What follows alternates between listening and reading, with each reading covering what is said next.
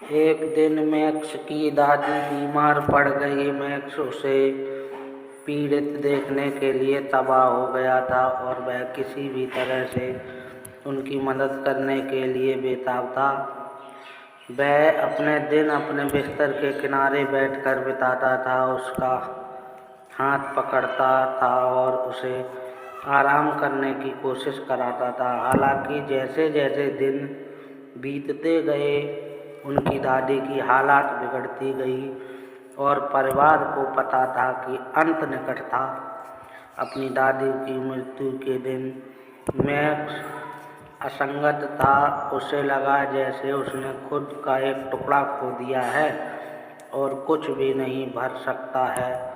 वह अपनी कहानियों, अपने गर्म गले और अपनी हंसी की आवाज़ से चूक गया। वह समझ नहीं पा रहा था कि उसे क्यों जाना पड़ा और जीवन इतना क्रूर था।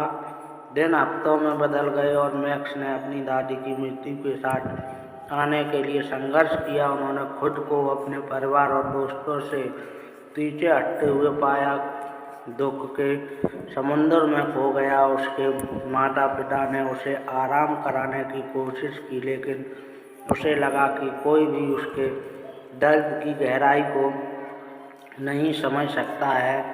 एक शाम, जैसा कि मैक्स अपने बेडरूम की खिड़की से बैठा था, उसने आकाश में एक शूटिंग स्टार लकीर देखी। उसने अपनी आंखें बंद कर ली और एक इच्छा बनाई, एक इच्छा कि वह अपनी दादी के साथ फिर से हो सके।